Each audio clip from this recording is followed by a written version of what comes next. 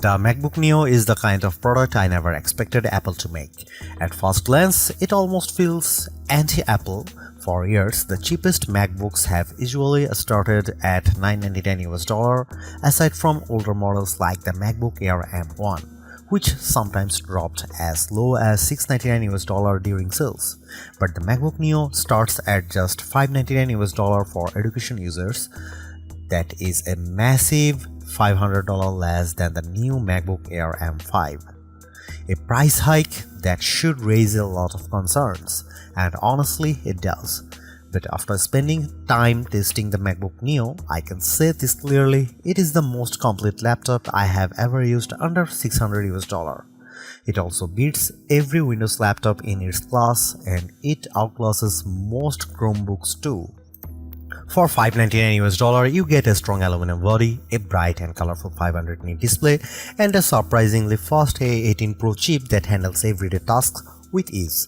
Web browsing, video playback, casual gaming, and day-to-day productivity all feel smooth. On top of that, the side speakers are far better than you would expect at this price.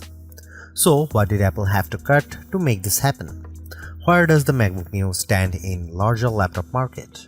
And is it actually the right choice for you? Here is my full MacBook Neo review with the real pros and cons laid out clearly. The biggest selling point of the MacBook Neo is its price. Apple clearly worked hard to keep the cost as low as possible while still delivering something that feels like a real MacBook. The starting price is just $599 with an additional $100 discount for education users. That makes this one of the cheapest Macs Apple has ever released. Yes, the Mac Mini M4 launched at a similar price and it is more powerful, but it does not include a display, keyboard or mouse. For pure out-of-the-box value, the MacBook Neo is the stronger deal.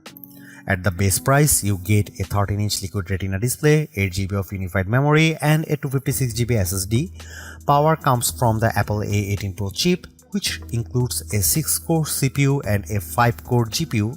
That chip first appeared in the iPhone 16 Pro in 2024, and using an older mobile chip instead of an M series chip is one of the key reasons Apple was able to bring the MacBook Neo to market at this price. Hardware upgrades are very limited. The only major option is storage, which can be doubled to 512GB for an extra $100. Considering how expensive storage is, that actually feels reasonable.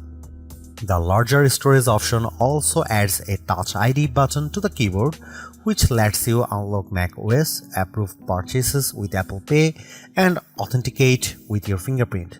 The base model does not include Touch ID. At $599, the MacBook Neo goes directly against budget favorites like the HP Chromebook Plus 15.6-inch and the Acer Aspire Go 15. That is a huge shift because it is rare to say a MacBook is competing in that exact segment. Apple's build quality and design easily outclass most of those machines. The MacBook Neo also changes the meaning of cheapest Mac. The MacBook Air is no longer the entry point, and that makes the new $1,099 starting price of the MacBook Air M5 feel a little easier to accept, not exactly pleasant, but at least a little more understandable. There is one more detail worth noting. In the UK and EU, the MacBook Neo does not come with a charger in the box, only a USB-C cable. That follows a pattern we have already seen with other devices, and it is likely meant to reduce e-waste. But if you do not already own a USB-C charger, you will need to buy one separately. The A18 Pro chip is one of the biggest reasons the MacBook Neo exists, and it is also one of the most interesting parts of the machine. Instead of using an M series chip like other modern Macs, Apple chose the A18 Pro, the same chip that powered the iPhone 16 Pro. At first, that sounds unusual. Putting a phone chip in a laptop is not the standard approach, but the logic behind it actually makes a lot of sense. Apple has far more experience designing mobile chips than computer chips, and its high-end iPhone silicon is now extremely powerful in a low-cost laptop that may be smarter than using a weak traditional laptop chip that struggles to keep up. By using an older iPhone chip, Apple lowers the cost without sacrificing too much real-world performance. So why not use an older M chip like the M1? Apple says the A18 Pro has a 16-core neural engine that is better suited for on-device AI tasks, including Apple Intelligence features inside macOS. The M1 is not as capable in that area, and the A18 also benefits from faster memory that makes this choice look a lot more strategic than strange. And because the A18 Pro is still a 64-bit ARM-based chip, the MacBook Neo runs full macOS, not a restricted mobile operating system. You are not stuck with iPhone apps. You can run standard Mac software just like you would on a MacBook Air, MacBook Pro, Mac Mini, or Mac Studio. macOS runs well on the Neo, and although it is not as snappy as my MacBook Pro, it still feels impressive for the price. For the best experience though, you should keep expectations realistic and stick mainly to lighter apps. I used built-in tools like GarageBand and Keynote, and both run smoothly. That is the kind of workload this laptop handles best. You can still go beyond that. I installed Steam, which requires Rosetta on non-Intel hardware, and it worked. That shows how open the MacBook Neo is compared with Chromebooks, which are still far more limited in the apps they can run. Some budget Windows laptops also ship with Windows 11 in S mode, which is basically a locked down version of Windows that awkward app restrictions. The MacBook Neo avoids all of that. In practical terms, this makes the Neo much more flexible than a Chromebook or a Windows S mode laptop. It is also more useful than an iPad Pro in some ways, even though the iPad Pro may be more powerful on paper. The reason is simple: the Neo runs full Mac software, not iPad OS apps. Apple's ecosystem features also work here. You can mirror your iPhone, drag and drop files, make calls, send messages, share your clipboard, and use an iPad as a secondary display. I tested it with the latest M5 iPad Pro, and the setup worked extremely well. That is important because it means the MacBook Neo does not feel like a second-class Mac. You still get the same broad Apple experience as you do on more expensive models, and that is a huge win for a lower cost device. The limits are really about hardware, not software. If you want to do heavy 3D work, advanced video editing, or large creative projects, the MacBook Neo is going to struggle. It is not built for those jobs. The biggest concern is the 8GB of unified memory. That is enough for basic use, but it is not generous by modern standards.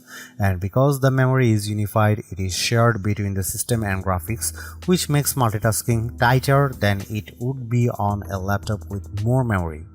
During my testing with Safari, Keynote, GarageBand, and a Steam download, all active memory uses climb to around 6.48 GB to 7 GB. That is dangerously close to the ceiling. Once you get too close to the limit, performance starts to dip. There is also no upgrade path for memory, and you cannot just open the laptop and add more yourself. That means the 8GB configuration is something you have to live with for the lifetime of the device. For most students or casual users, that may be fine as long as they keep their workload light. But anyone who likes to jump between many apps or run heavier software should look at the MacBook Air M5 instead, which starts with 16GB of unified memory. Gaming is possible too, but again, expectations matter. I got Cyberpunk 2077 running at a playable 30 FPS using the For This Mac preset. It was not a generous experience because most settings were pushed very low and advanced effects were disabled, but the fact that a $599 fanless laptop can run a game like that at all is impressive. You can also play iPhone and iPad games, which are much better suited to this hardware. Overall, the MacBook Neo performs very well for the price. It is excellent for everyday tasks. surprisingly capable with many Mac apps and flexible enough to general use. But it is not a productivity powerhouse, and it should not be treated like one. One more advantage deserves mention: the MacBook Neo is fanless. That means it stays quiet in use, which is a major benefit over many budget Windows laptops that get noisy as soon as the system starts working harder. The MacBook Neo is the best budget laptop you can buy right now. It is true that Neo sits at the upper end of what many people would call budget, but the gap in quality between this and most Windows laptops or Chromebooks at the same price is huge. The design is premium, the display is excellent, the speakers are surprisingly strong, and the performance is more than good enough for day-to-day work. What impresses me most is that Apple did not cripple macOS just to hit a lower price. You still get the full Mac experience along with support for the broader Apple ecosystem. That makes the Neo feel like a real MacBook, not a watered-down version. Yes, there are compromises. The USB-C setup is awkward, the keyboard has no backlight, and the 8GB memory limit is restrictive, but those issues are understandable in a laptop this affordable, even if they are still disappointing. At the end of the day, Apple has made a budget MacBook that actually feels worth buying. It is not the cheapest option on the market, but it is one of the smartest.